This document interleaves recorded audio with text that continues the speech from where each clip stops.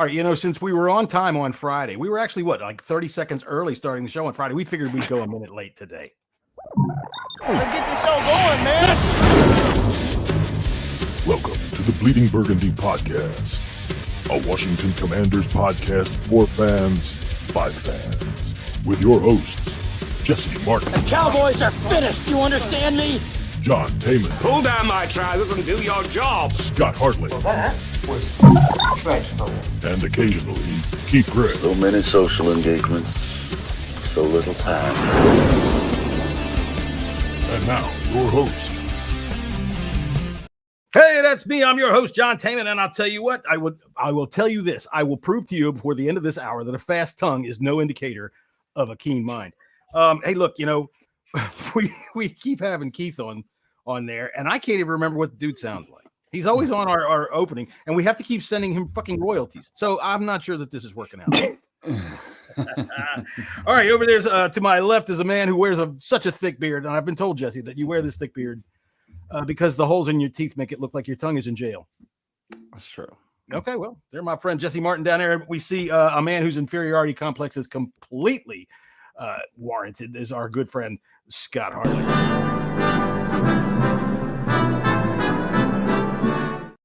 Anyway, so now I've insulted everybody. You can go ahead and good evening, gents. How's it going? Everyone all right? Yeah, we're fine. How are you? Yeah, not too bad. I caught up on the second half of that Lions game this morning, but so depressing. Yeah, I know. It depends on how you look at it.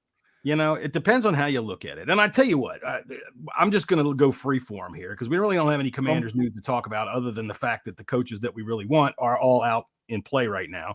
And, we're just really kind of jockeying with Seattle. But we'll get to that in a little bit. So might as well talk about the games yesterday because, dude, I'll tell you what, even though I was definitely rooting for the Lions, you got to give it to the 49ers, man. They came out and clamped them down in the second half and then just ran over them. Yeah, I mean, look, the Detroit Lions gave that game away. No fault of like Ben Johnson or even Jared Goff for that matter. You got those drop passes by Josh Reynolds. You got the fumble from Jahmyr Gibbs. I mean, that just took the momentum away. Well, that was right after. That was right after Ayuk made that ridiculous. Oh, unbelievable! Off the helmet, ridiculous. Right luck. There was at least two interceptions there that went astray that were easy catches on any other day. And you think to yourself, this is just not. When I was watching this, I was just thinking, watching the second half highlights back this morning, I just thought this is not going to be your day. And then there's a big call there. Do you go for it on fourth or do you take the 3 points? I don't know if Dan Campbell. Well, the thing about it is too, we know this is how Campbell lives by the sword. Yeah, right? It's his DNA, isn't it? And I think he is the boat Ron. No, yeah. The reason why he does that too, I think this has something to do with it, is because Badgley is a shitty kicker.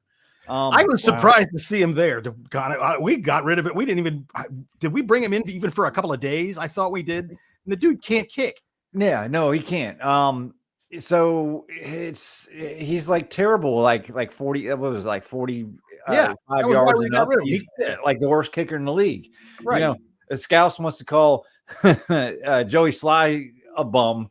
Badgley should not be on a team. I'm not sure. They probably should have made a change at some point in time, but he's not a good kicker. He's not trustworthy. Go ahead. Sorry. That just those things. The Gibbs fumble was or what was it? The Gibbs fumble was part 2. Yeah, the 4th and 3 at the end of the half, I think it was, when they chose to go for it. That took some sails out of the out of the Lions and gave the 49ers some momentum. And then that fucking fumble, that just really it just snowballed. It snowballed before that. And that's the thing about a game of that magnitude. You watch a game in, October or something like that, and it just doesn't carry the same weight of these plays. So you had that ridiculous Brandon Ayuk, unbelievably lucky catch. The Lions had been stuffing the 49ers. They hadn't been letting them really do much. He gets that big time catch down there. It brings them right back up. They score. And then right after that is when Gibbs fumbles. Or am I not remembering it correctly? Okay. Yeah, that's right. Yeah. Right after that, he fumbled. And that's where far off. Right. I mean, at that point, the Lions still have the lead. Because I went to bed. All the wind is out of the sails. I went to bed right after the fumble. And I don't remember the Ayuk catch until the next day. I don't know. Maybe I missed it. I'm not sure. Oh, dude, it should have been an interception. It bounced. It should have been. It was ridiculous. Right off the face mask and into Ayuk's hands. So it was. You have a play like that happen to you in a game, and you can't recover when you have a fumble right up on top of that. In a game of that magnitude in their stadium. That place got so loud, it swelled up, and the Lions were cooked at that point, man. They just couldn't move. They were talking about on the radio today, did Ben Johnson lack adjustments in the second half? And I'm going to say, no, he didn't lack. It was player driven, I mean, balls hit you right on the fucking hand, you got to catch it. Period. Yes. Yeah, Craig, you can't make for Craig Reynolds drops. You just can't do that. If you're dropping the passes, that's there. I mean, twice. I mean, I know Goff was flushed out the pocket on that one. He got a bit nervous. He thought, oh shit, there's Joey Bosa. I'm going to have to get rid of this. But it was right between the numbers. It was an easy catch there. And there was the one where he's probably sailed it a little bit too far to Laporta, which you wanted him back for that. You want to say, okay, it was a great play call. To have him on there. Funnily enough, you're listening to the commentary, and I mean, I know obviously Greg Olson's an ex-tight end, and I prefer him to Tony Romo when I'm listening to him. And then he goes, "Oh, okay, this is the one where you throw," and I'm like, "Yeah, absolutely right." And sure enough, that was the Laporta drop. So if he can have that back, it's just a tad takes a tad bit off that throw. They're in business. They are in business there. They seem to abandon the run with probably about 5 or 6 minutes to go. Maybe that's because they thought the scoreboard was ticking away and we've got to get back into this. They had no momentum. They weren't going to do anything on the run. It just wasn't going to work for them because they just didn't have the punch going forward at that point of the game. They needed to make something happen, and they needed to spark themselves because, man, the 49ers came out in the second half, and it was like an onslaught. It was just they bowled them right over. And like I said, in a game of this magnitude, you can see when you hear momentum change in a game like that, it's a whole different scale. It changes, and those players, they start looking at it like, oh shit, our whole season is over now. Did you see Lamar Jackson in the third quarter last week or on Sunday? That dude was lost. He didn't know what to do. In the fourth quarter, he was just sitting on the sidelines with this look on his face. It's huge. And I mean, granted, it's the champion. Yeah, you're absolutely right, John. I mean, look at this. Look at George Kittle, like yesterday, not a single target or catch in the first half. And then in the second half, he was an absolute beast. He's blocking his ass off. He's stopping these defensive ends going anywhere. The way he ran over Hutchinson, I was like, wow, okay, this kid is strong. You know what I mean? Yeah. And he is one of the best at that position by a long way. I mean, he is right up there. If not, you'd say 1B probably in tight ends. I mean, it's Travis Kelce and him. They're probably the best two in the league. And I just looked at it and thought, you know what? He has shown up, and he was solid in that second half. And that's what you need when you've got these sort of players out there who are these superstar players, your Ayuk, your Samuels, them sort of players. They showed up in the second half. McCaffrey, absolutely best running back in the league. Don't want to hear any questions at all now about Lamar is the MVP. Yeah, if he becomes MVP, just give it. Yeah, absolutely right, Jesse. Absolutely nailed it. He should be the MVP. No doubt about it in my mind. But they're going to give it to Lamar because he's a quarterback. They might. So might as well change it to saying most valuable quarterback. Because that's what it is every single year. Usually that's who it is. But in this particular case, that performance that he turned in on Sunday, I'm a Lamar for MVP guy. We've had this discussion on this thing, but I'll tell you what, that would have changed my vote. Because if you're an MVP, dude, you step up in that game. You don't sit there looking like you don't have any answers. Okay, he made some plays. He made some nice plays, and he put it on his back for a little while there. But in the end, he was impotent. He couldn't do anything. Before we go to the Ravens Chiefs games, just to finish it up on the Lions, I think this game boils down to Dan Campbell. I think his over aggressiveness kind of shot them in the foot. Guy by the sword. I can't take it away from him. I can't either. But this is. For all You gotta intents and think. purposes, you got to play smart at times here. And he was just a little bit. He was over aggressive. He was too aggressive. And you know, that lost him the game. And it's sad. It sucks. I mean, it was a good run by the Lions. I think they're going to be good for a long time. I think they got a core players there. They need to get some more pieces on defense. Right. Their defense isn't that great, although they did hold up pretty damn well in that first half. I was impressed by Aaron Glenn's defense in the first half because there's a bunch of no-namers on that team. I mean, I think they got 2, maybe 3 stud players. Besides Aiden Hutchinson, I mean, what they got? Well, they got Thor, the linebacker, there with the long golden. And Gardner Johnson, the cornerback, but he's starting to get up there in age, and he didn't play particularly well. I mean, the thing is, Jesse, there's some very good players on this team on that Lions team who could come across if we get Ben Johnson as the head coach. Yeah. Oh, they got a bunch of free agents too. Glasgow's a great left guard. I mean, I know he played right guard, but even when he was last with the Lions, he played three years at left guard. And when he was with he was with Detroit, who was it? No, Denver. He went to Denver and he played 2 years with them at left guard. So he's versatile, and that's what we need. We need a left guard. So there's a free agent signing straight away. There's quite a lot on that team. Gardner Johnson seems like he's been in the league forever. Yeah. Jesus, because he was with the Eagles for at least 4 or 5 years. Damn, I thought he was just getting up there in age. I thought he was Dan Skipper's a decent enough tackle, whichever way around you want to spin him. He can play right tackle, left tackle. So there's a good. Yeah, they do. I saw the tweet. They got like 14 players. Yeah, there's loads. There's loads on free agency that would be good to poach a couple of them. All right, so my favorite game of the weekend was watching the Baltimore Ravens just get dismantled. Just imploded. They were dominated. Top to bottom. I mean, what's so funny to me is you got here on the back of Lamar's legs and the run game. Right. And what do you come out and do? Fucking pass the ball all goddamn game? Well, the thing is, they passed the ball all goddamn game, but the score stayed down. They held the Chiefs to 17. Okay, I'm not talking about their defense. I'm talking about their offense. And their offense would have been within a field goal if Zay Flowers didn't fucking. For one, he stands up and causes a stupid penalty, which makes him have to. You can't say whether or not they would have fumbled. He was down at the 9, I think, when he caused the penalty. When he got called for taunting. Yeah. But then he fumbles at the goal line, which is a great play by the Chiefs fucking Yes, safety. It was. Snead, that was an awesome punch out. Darius Snead, great play. But geez, and man. Then he injures his finger on the bench. Smashing it on the bench. Frustration. What a fucking moron. Well, I'm sorry, but that's just not. I know the guy's a rookie. Right. I get that. But it doesn't matter. You just cost the game there. You were a rookie in week 1, buddy. It's week 19. It's week 20 or whatever you want to call it. The fact of the matter is, for as bad as their game plan got beat up, for as bad as they were getting handled by that Chiefs defense, that put them within a field goal, if not for those 2 fuck-ups. If not for that fumble.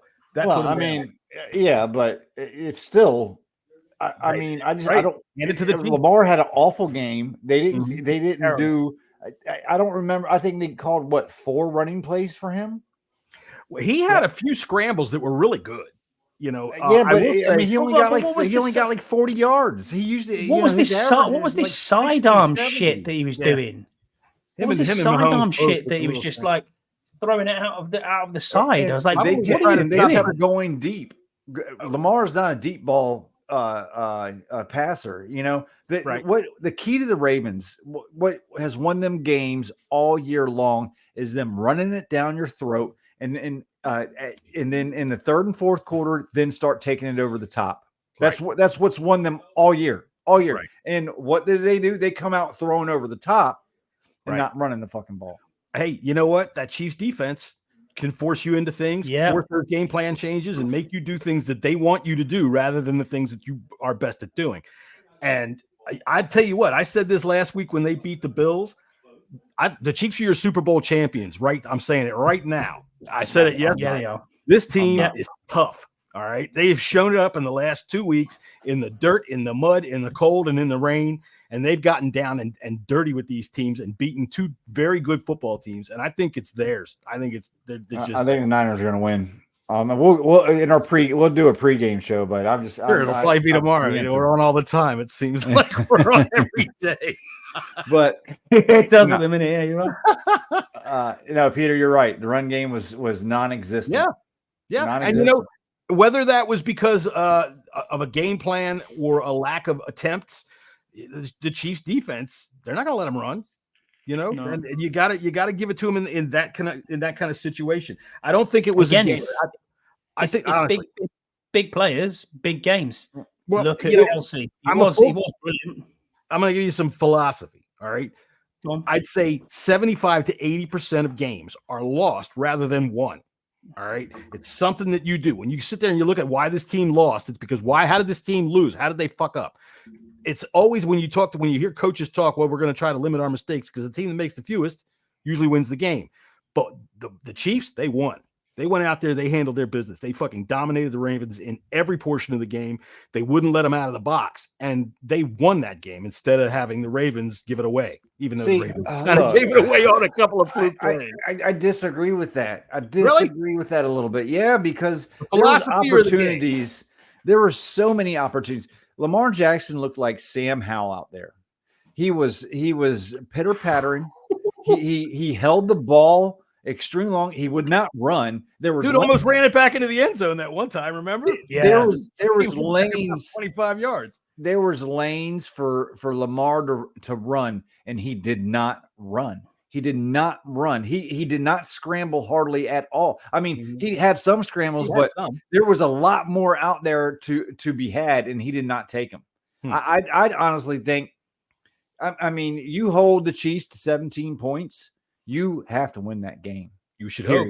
Yeah. Well, again, the Chiefs defense, man. Okay, but the Chiefs defense isn't close to being the best defense in the league. I mean, they're second. So yes, they are close. They're number 2. Well, okay. What? Okay. All right.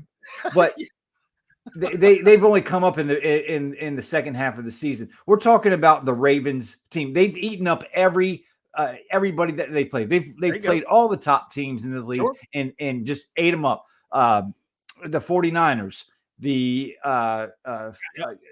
Detroit Lions, they ate up the Bills. They have torn them a new asshole by running the fucking ball. Don't tell me you can't run.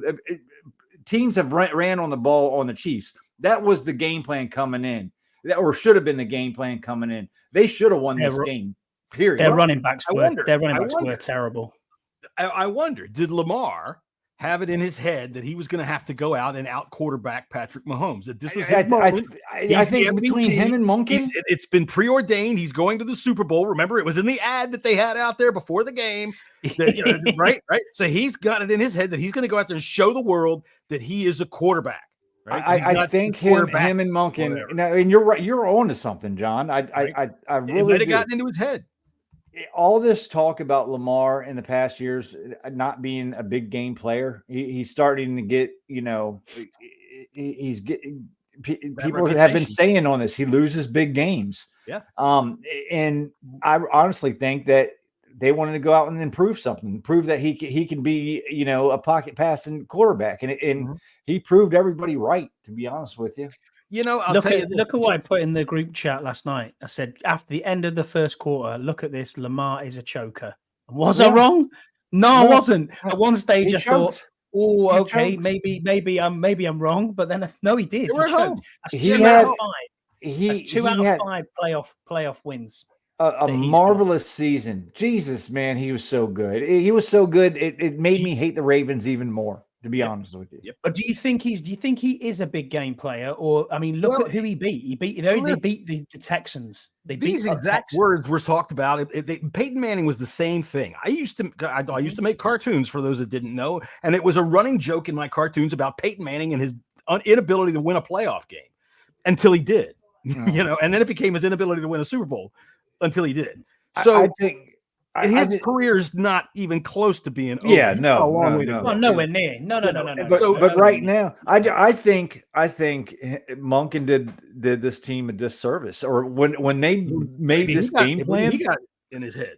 When they made this game plan, it did Lamar a disservice because they went away from what they were good at. The defense was fucking awesome. I mean, they were great. Yeah, they gave up 17 points, but you can only do that. That's good when you're talking about Patrick Mahomes and Andy Reid here. Okay, that's great. You give up 17 points to the Kansas City Chiefs, and you only score 10 points. Something's and you've been scoring 30 plus all year long. And you do it by running the ball, running first, and then throwing off the run in the second half, which what they've been doing all year long. And you don't do that. You don't do what got you here, and you fucked yourself. That's right. Period. That's right. And usually fucking yourself is kind of fun. It's all right for a few minutes, but then then it's time to go watch TV again. Just look at the rushing attempts here. Gus Edwards 3 for carries for 20 yards. Justice Hill 3 carries for 3 yards, and Lamar was their highest rusher with 8 carries for 54. That just tells its own story. You run the ball. You got 6 carries on your running back. Don't do anything. 6 carries out of your running backs. Terrible. Right. Terrible. You're right. It's not a game where you're down 24 points and you can't. Yeah, exactly. They started the game throwing the fucking ball. Badly. And so just, I would just like to say, on behalf of many of us in the DMV, especially, and I want to say this to all of you people out there that are Commanders fans I'm going to root for the Ravens because I'm living here. I got a beltway out front and it goes near their place. Here's what I'm going to say, and I want you to feel this directly from my heart. Flux is right.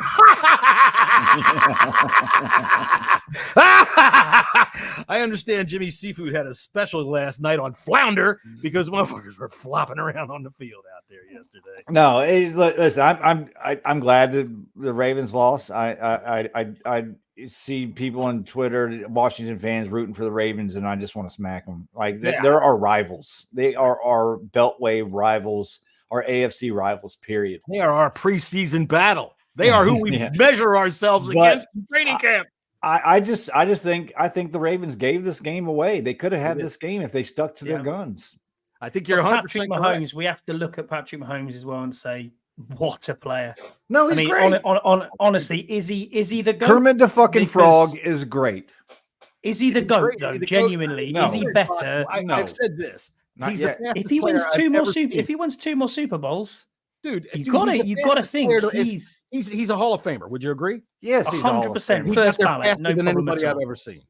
He really did. And yesterday, I made a joke about why can't you do that? Is what EB said to fucking Sam Howell after.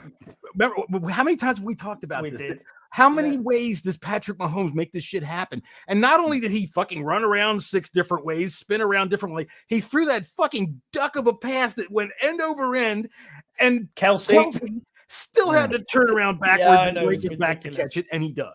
It's ridiculous. I'm going to say this. I'm going to push back on the GOAT conversation yet. I don't think it's yet with Pat Mahomes, and I'm still going to stick with Tom Brady right now. It's because Tom Brady just did not have the athletic ability that Patrick Mahomes has, and you can't hold that against him. So he had. I don't know if you want to call it limitations, but what he did with the limitations that he has, Brady had to stand in the pocket. He couldn't run. Brady was not a scrambler. He was smooth in the pocket, and he was he was an ace shooter. Is the only thing I can think of to describe who Tom Brady was. He manipulated the pocket better than anybody that's ever been behind center before. That's right. And Peyton Manning was really good at that as well. Not as good. Peyton Manning's feet never stood still. No, he was always they always went like that. Right. The thing about Brady is that you're 100% right, because people would always say, what does Brady do that's so goddamn spectacular? And that's just it. You don't see it. It's subtle. Yeah. It's little movements within the pocket that give his offensive line and give him those lanes to throw through. He helps his blockers immeasurably with just little sidesteps and slips. Yeah. It also helps that he can get the ball out extremely quick. Well, you know what I mean? Throw darts. That helps. He's going to be on. I'm not trying to take anything away from Pat Mahomes. Yeah, Brady's butthole chin. I hated Brady because he won so much, and I don't like Pat Mahomes. But that's why we don't have a quarterback like Pat Mahomes. That's why I hate him. But that's right. I mean, everybody does. This is fan jealousy, and I don't exactly. That's true. But Mahomes just has that his natural ability that Brady just never had the opportunity to have. And I mean, it wasn't Brady's makeup. So I think Brady did more with less athletic ability. I hope that doesn't sound bad. I'm not trying to make it sound bad. I just think I know what you're saying. He was not Patrick Mahomes. I mean, granted, Mahomes, his ability to scramble and move around behind the pocket and find the ball and move the ball downfield is what makes him so spectacular. You can't put a hold on him. You can't stop him. You can't hem him into anything because he can slip out of it and he can make something happen. He's not just some one-man guy out there on the field like RG3 was for a season, right? Yeah. Or Kaepernick was for a season. He's not just some one-man band. That dude makes everybody on the field better by the way he plays. And so did Brady, just in a different way. I mean, look at the no-name receivers that Mahomes is playing with right now. I mean, Rice, Rice has started. He's got a name now. Valdez Scandling. But I mean, Brady has always had somebody, Edelman and Wes Welker. He had seasons where Deion Branch was his number one receiver. He had seasons where that's the thing about Brady is that he took whatever they gave him because they made them. They did every kind of offense. They had short little dinky dunky offenses with tiny little receivers like that. And then he had bomb it downfield with Randy Moss 50 touchdowns in a year and lost to Eli Manning in the Super Bowl. 17. I mean, Edelman. Anything they gave him, he could do it. Brady made Edelman great. He made Edelman and the likes of Edelman. Wes Welker was, he came from Miami. He was pretty good. He was all right in Miami, slot receiver. But I mean, that was Brady's forte. Is he made the white slot receivers fucking cool? I guess. That's right. Gronk as well. He made. Gronk, I think, is good anyway. That dude was just a fucking. Yeah, I think so too. He was a thug. I think so too. But they made him a career. That's it. He did. Gronk was just a thug in pads, man. He was so like he was bigger than everybody. Yeah, the ball in his hand looked like a fucking little goddamn porcelain toy. Yeah. The thing is, though, Brady had tight ends before that, and I'm not talking about the murderer. All right, that came in with Gronk. Before that, he had tight ends like what was his name? Ben Watson. Watson, yeah. That kicked ass for him. Brady used his tight ends better than anybody up until now. Brady uses his field. I mean, unlike anybody we ever seen, he'd always spread it around. It wasn't just one or two. Now, if they needed a quick drive. I mean, look out for Edelman. Look out for Wes Welker. Any of them. Deion Branch. Like I said, it didn't matter who he had. You look out for Brady. Branch was pretty good, man. He was until he left. And then you found out that he was not really. He went to Seattle and was like, meh. Can we have a conversation moving back onto the 49ers game and have a conversation about Chase Young? Oh, yeah. And about what we thought about his performance last night. To be fair, it looked like he was going off script again, as we saw when he was here. I honestly don't think he gets paid by the 49ers in the summer. There's talks today, whether it's just media rumors, about benching him for the Super Bowl, which is going to be very interesting. And honestly, now I look back at this, I think we got what we could have got out of that trade, and we've done very well out of it, in my opinion. I still believe. I'll say this. Still maintain it was the right pick at the right time. You had to pick him. It was injuries have screwed him. No matter what you look at it. I mean, injuries have screwed him, and I just think not. Jahmyr Gibbs touchdown yesterday. Did you see the Jahmyr Gibbs ridiculous? Touchdown? Yeah, just where he just went right by Young. Young chased him across the field, sorta, and then when he cut back, he's right there. And Young didn't even. I mean, he stuck his arm out like he was, I said this at the time. We won. I said this at the time. We won that trade. I still believe that now. I think Somebody we got said a to me better today player out of it. Somebody said to me today that they think he's still hurt. Right, that he never got over the injury. No, I don't think so. I don't think so. I don't think he's not as explosive as he was before the injury. Yeah, I don't mentally, I don't think he's anymore either.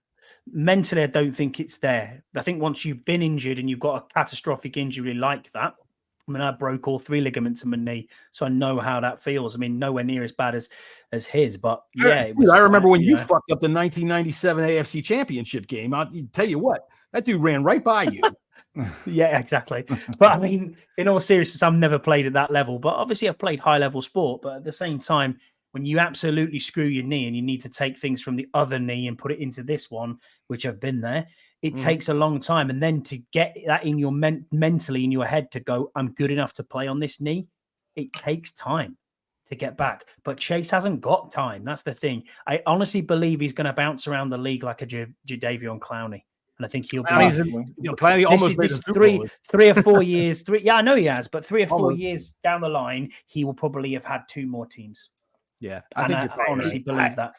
I think Chase Young, his mainly Washington fan base, because the spotlight is on him from us, because we just, for some reason we love talking about ex-players. He was the second pick in the draft, man. We expected more out of him, and then in 4 years to have him out the door.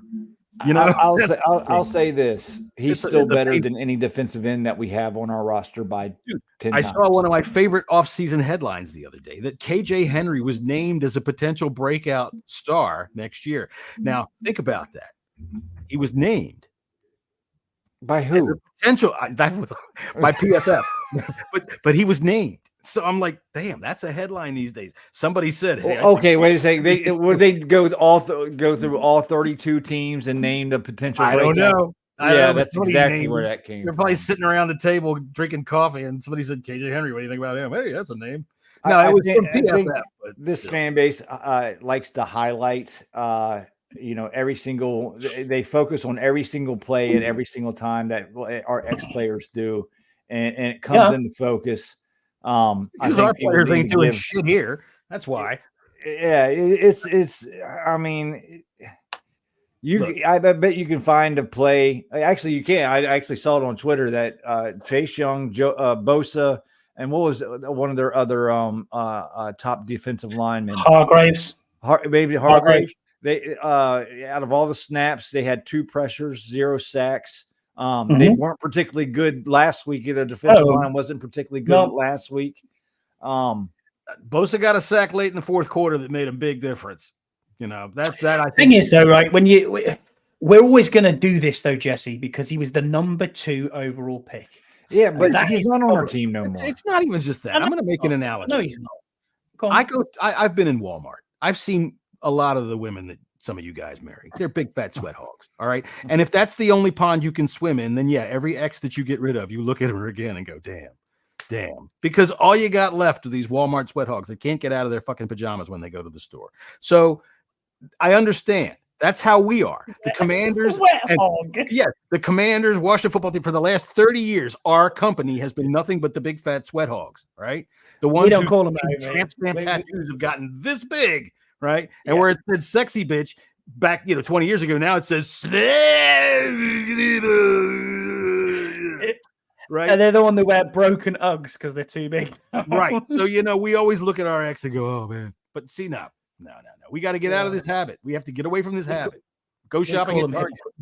We call them hippocroca pigs over here. A cock of pigs? No, hippocroca pig. Hippocroca pig. Damn, that's pretty rough. Yeah, a bit of everything. Or a Bob Fuck is another one, which is a body off Baywatch. Yeah, body off Baywatch, face off Crime Watch. Bob Fuck, I like that. I think the other, what did you call the other one?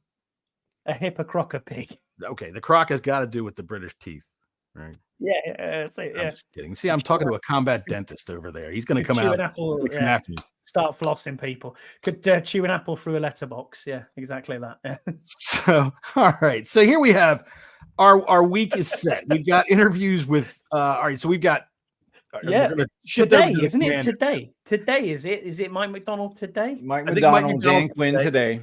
Yeah, Dan Dan Quinn's Quinn coming is in and today bringing as off well. coffee. He's dropping Okay. off coffee today. Yeah, And is he dropping off the Dunkin' Donuts for the boys? right. See if Mike McDonald will hold the door for him. Here you go. Tuesday, yeah. So It's Tuesday tomorrow, Johnson is Timothy. interviewing in Seattle today, I think. So, and the climate over there sucks, and he's not going to stay there. I think Bottle of everybody. water. It's funny because all of this, it's been a done deal basically of Johnson to the Commanders until today when Adam Schefter goes, well, maybe not. I mean, might not. Yeah, like we said the other day, I don't think it's a done deal yet. I mean, McDonald could wow the Commanders. Held Patrick, but I think it's going to be today. announced Wednesday on who the coach is going to be. Do you think it's that quick? I mean, I heard someone putting out one of these, like Ian Rappaport's, Adam Schefter's, one of these saying it's Thursday. Apparently, we're meeting with Johnson. No, it's tomorrow in It's Detroit. definitely tomorrow in person. Yeah, they're flying to Detroit, aren't they? Of course they are. Yeah, because they're meeting with both coordinators, Johnson and Glenn. They'll have their Aaron Glenn here. That is if the Seahawks don't hire one of them today. That's true. I honestly think the Seahawks are going to take Dan Quinn. I genuinely believe. I think the Seahawks want Ben Johnson, but I think Ben Johnson wants here. Ooh. I think here's the most attractive spot to go. Even before all of the other hires happened, I still think here is. And I think that the reason why is because these are all of these coaches. Wait, let me just finish with this real quick. They're alpha males, right? And what you have here is an absolute 100% opportunity to build everything the way you want. Clean whiteboard here. And I think that right there is enough to entice any of those egos to say, hey, you know what? I got a real chance here. Do you believe Geno Smith's the answer for Seattle? No, I think he's a mid-level starter. All right. I mean, he can make plays, but I don't think that he's the kind of guy that takes you over the top and puts you in the Super Bowl. I just don't. He's a mid-level starter. They just signed him for Kirk Cousins level. They signed him he's been beginning good of this year. Didn't they re-sign him for like 3 or 4 years? Probably. I don't know. I'd have to go check. We'd have to look at something. But yeah, I just he's been good. I wouldn't take anything away from him. But he was good. The kind of guy that you're expecting your franchise to go do a lot of things with. He was good last year. He was okay this year. Okay, speaking of Seattle and quarterbacks that were okay and good, it made me think of Matt Hasselbeck, who got him to the Super Bowl and then lost to the Steelers in the Super Bowl and somehow got called for holding after he threw an interception and was making a tackle. He was tackling the guy who intercepted his pass, and the fucking ref called him for holding. Still the worst call I've ever seen in a Super Bowl. But it reminded me, because I saw this commercial during the week about, you got Marshawn Lynch and Rob Gronkowski sitting on a couch, which to me sounds like a lot of fun because, number one, I think Marshawn Lynch is the most fun guy in America. Awesome. He's awesome. He's the best guy. He's America's guy. I love that fucking guy. And I think that Rob Gronkowski is a big meathead. Simple as that. So a couch with those two on it would be more fun than anything. But Lynch said something about 2-time champion. And Gronk says, well, 5-time champion. And Lynch says, damn. But 2-time champion, I'm trying to think, when did I don't think Marshawn Lynch ever won a Super Bowl, right? He played for Buffalo, Seattle, and Oakland, right? He won Seattle. He didn't win in Seattle. They lost to the Patriots on that last play of the game when fucking Butler intercepted that pass at the goal line. They win the second time now. Did they win? Or was he with them when they won? Because Russell Wilson's got a Super Bowl ring. Right. Yeah. And he was on that team. So I guess Lynch did win one. Well, I'm good. I'm glad for him. I'm glad that Marshawn Lynch. Jesse, it's 3 years, 105 million. Yeah, that's what. I just saw Peter put it up in the chat. Yeah. 3 years. Yeah, so he's still got 2 more years left on his deal. But the potential out is the end of next season. Yeah. Where are they picking? Seattle is probably like around 15. Yeah. So 16. It adds to the cachet. That's a good place for someone. That's a good place for someone like JJ McCarthy. That sort of, you could build a quarterback of the future. But I am not putting it out of the possibility of us getting JJ McCarthy. That discussion we had with Ken on Friday, I think that had a lot of stuff to it. I mean, we came up with some fantastic ideas of how we could trade around and get down. And dude, I'll tell you what, if we ended up with McCarthy in the second round and Alt in the first round, I would be a bit happy with that. I'd be okay with that. I think you trade back into the back end of the first round. Yeah, that's what I was saying. More likely we probably have to. Well, if we got depending on what you get. If we got the third or fourth, we got the fourth pick in the or the third pick in the because round. We don't have the second pick in the first round because they rotate because we are tied with other teams. They rotate every round. So we don't have the second pick in the first round. I think we have the fourth pick in the second round. Hang on a minute. Let me look here. So, I mean, regardless, we it's going to be the combine is going to tell a lot. These pro days are going to tell a lot, and it depends on who our coach is going to be. To be honest with you, I tell you what. You know what? I tell you, the combine. The fucking people that sit out here on social media and watch the combine and then sit back and go, "Oh, let me tell you something about this guy." I'll watch the quarterbacks, but that's the combine. I read who was it? It was a guy that played for the Falcons. He played defensive end for the Falcons. He had a halfway decent career, but he wrote a book later. And he said the combine was nothing but sitting around in your fucking underwear. Every once in a while you run, but mostly it's doctors poking and prodding you and a bunch of people asking you stupid fucking questions. He said it was the biggest dog and pony show he'd ever been a part of. So I get it. They're trying to get all these measurables, but we've all seen the picture of Tom Brady, right? That dude looks like he was just, arrested at a frat party. He doesn't look like he's going to turn into Tom Brady, right? So that's true. The combine to me, what was Troy Apke? That boy can run. Isn't that what Deion said? He can run. Mm-hmm. Right. Deion was all surprised. And I'm going to go ahead and say it right out here. Deion was surprised because a white man ran so fast. But we see how that ended up. He played like a white man who can run fast but can't play football. So, what they can do in the combine, that one guy ran down the fucking with a heart on. His dick came out. What did he? The microphones picked it up. Said my dick fell out. Dick fell out. The shit the camera had it. Because he fell down too, didn't he? He fell down because he wanted to hide his dick. Looked like a rather mighty penis down there. Let's jump him up onto the fourth round, possibly there. Got Mel Kiper talking about it. Looked like he had a big mushroom there. He's probably going to move him up into the fourth round. No, so anyway, the combine to me, I like watching the quarterbacks and the receivers at the combine. We got 36. We got pick 36. Jesse, you were correct. Right. Fourth and like Peterson, fourth and the eighth pick.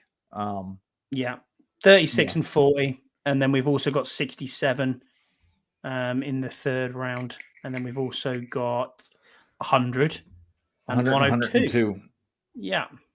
Mm-hmm. So if you think, and we do trade back, you're going to get another second minimum. More than that, you're going to get a second, and probably a third if you're looking at some needy. It depends on how far back we get, Oh yeah, and you can package two. You can package some of them up to trade back into the back end. And if they want to come up for a quarterback, then you're going to also attack on a first from next year too. I tell you what, that's what I mean. They want to jump up to number 2 for a quarterback. They're not paying what the fucking blue book says. Yeah, right. I'm sorry. Not when it's QBs. No, not when it's QBs. You're right. It's the second pick in the draft. We're not just taking blue book value on this thing. And you'd be stupid to, because if you are that keen on getting up there because you got that guy, you love somebody that much that you want to jump up all the way up to the point that's the highest you can reach. Well, that's a premium price, buddy. Yeah. That's premium. Yeah, Adam Schefter today put out all the free agents from the Lions and the Ravens. The one key free agent, which I think he's going to stay, but I would love for him to come over here, is Patrick Queen, linebacker. 100%. I think that should be our number one target in the offseason. No, not for me. Josh Allen from the Jags for me. I mean, yeah, but I don't think he gets there. He'll get franchise tagged. He probably will. I want both of them with a finessed cap, where you probably only spending 15 mil. There's not a whole lot of linebackers in this, from what I hear. There's not a whole lot of good linebackers coming out in this draft. No, there's not. It's not a big linebacker draft, and it's a shame because we seem to have wasted like the last 5 years with linebacker. That I can remember the first offseason I was here on this show with you and Keith talking about the linebackers that were available in free agency, and we didn't go after any of them. So I am real high on let's go get a fucking linebacker. Yeah. I know we want to build the offensive line, and Scott's making his farty noise over there. He doesn't like what I'm saying about the linebacker. But I'll tell you, man, we need somebody that can come with some fucking thump. Somebody that can lance through a goddamn gap and make a tackle, make a hit, make a play.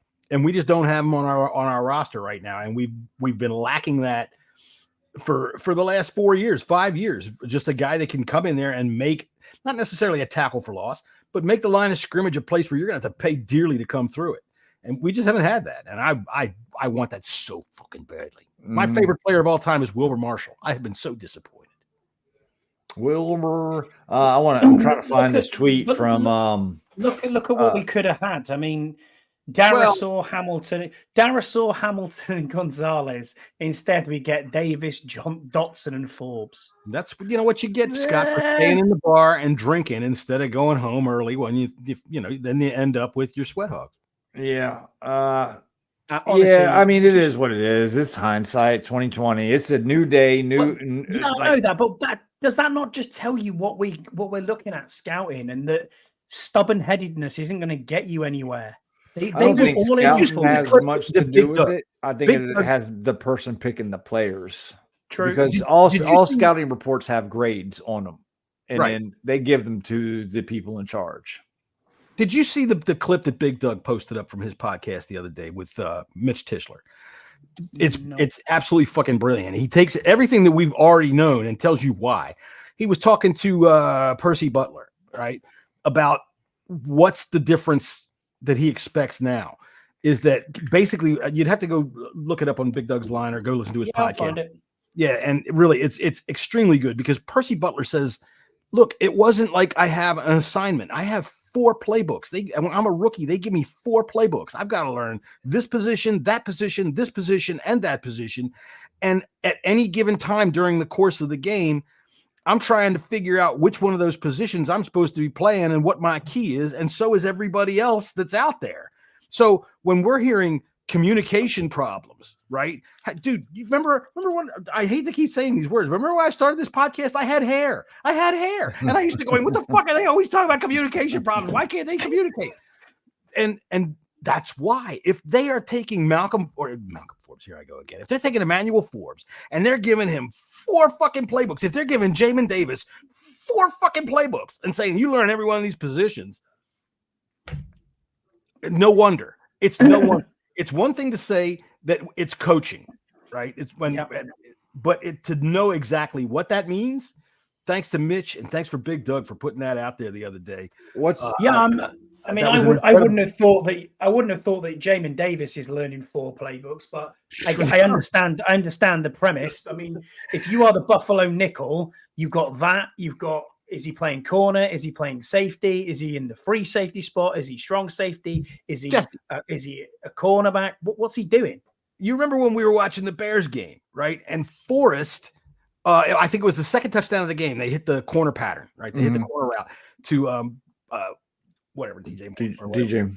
Yeah. So and Forrest made that move to the inside, and we were laughing. I was kind of saying, yeah, he saw that it was singled up on Barton. He figured he better go cover. Yeah. And he was late getting back. And I guarantee you, after listening to what Mitch Tischler said, that's exactly what it is. At that split second where he had to make a decision as to what to do, he was not able to play in the moment because he's overthinking, because they give him too fucking much to think about and not enough guidance on how to do it. Jack Del Rio, you can go fuck yourself. Switching subjects just a touch. I wanted to touch on this tweet by what's it? Pro Football Talk dickhead. Florio. Yeah, Mike Florio. I I know he's probably catching shit. He's put out a tweet today. He said, "A Pro coach, football talk, dickhead." I love that. yeah, a coach told me earlier today that analytics was just a way for people who never would have gotten jobs in football to get jobs in football. No. To understand that is to understand why they get so defensive whenever anyone asks them questions about analytics. You know what? People put these charts up on Twitter all the time with all these analytics and say, "Well, look where this guy places," and I look at it and I go, "Fuck if I know what." I think there's a baby giraffe. A lot of truth in that. To be honest with you, I think this game has been not necessarily fan driven, but fantasy football driven. Fantasy football driven to the analytics side. When I think it's so much more than that. I mean. There's feel to the game. You can't put a number on a feel to, a feel of the game. You can't put a number to momentum. You can't put a number on injury, an injured player playing, the flow. So I think there's a lot of truth in that. I think coaches hate analytics, to be honest with you. Some do. And I tell you what, I can remember saying that exact thing to you on this podcast about maybe 3 or 4 months ago, that you cannot quantify everything with a spreadsheet. You just can't do it. You can't put a flow chart on everything, because you're right. What about how this guy feels right now? What about whether that guy right there said something to this dude that pissed him off, and now he's going to freaking clobber that guy, and we're coming around his end right now, right? There's no way that you can factor in the human factor of analytics. And I think that it has a place in the sport. All right. I don't necessarily agree with it's the only way these people would have gotten into the sport. I think it has a place because it is a very cerebral game, and you do get to the point where you play the odds. You know what I'm saying? Every team sports has analytics, though, John. Sure. Every single team sports has analytics. It didn't 10, 15 years ago. I know, but no one cared about numbers. Did soccer, neither did rugby, neither did hockey, neither did. You can go on and on and on. A whole bunch of smart people needed jobs, so they kind of carved their way. Smart people needed jobs. God damn it! I've got this liberal arts degree and nothing to do with it.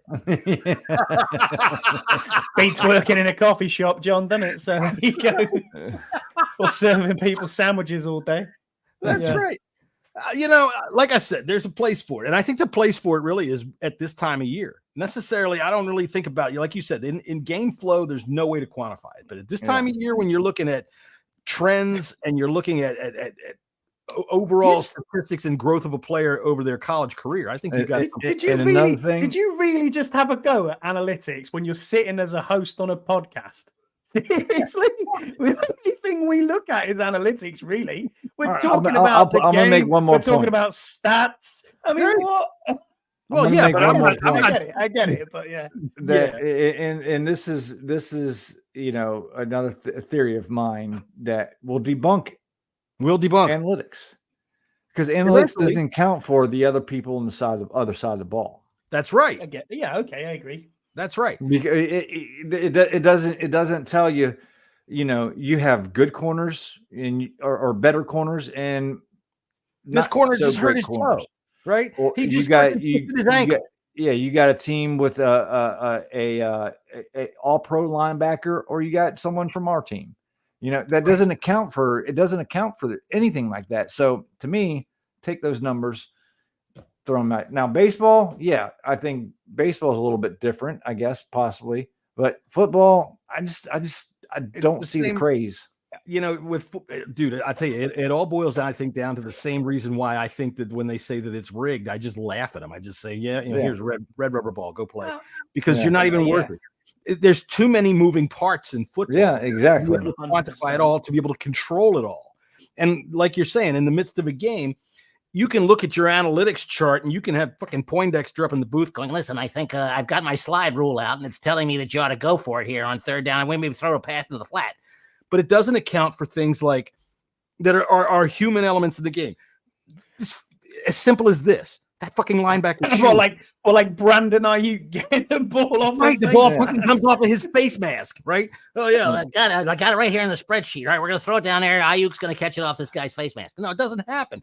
But like I said, it could be anything as simple as okay, this guy's fucking shoe comes off in the middle of the play. Or he slips on the line. Yeah, right. There's so many things that has to be taken accounted for, and it can't do it all. And that's why I think football coaches. But it's honestly, they don't really give a shit about analytics. They just hire someone to probably appease. It's another layer of information, with which to make the decision. But honestly, there's people that are in my layers of information that as soon as they say something, I go, really? That's great. And my brain goes, Jesus Christ, would this person shut the fuck up? Right. When you get into the bottom of the hypotenuse of the fifth quarter. That's right. The hypotenuse of the fourth quarter. All right. Yeah.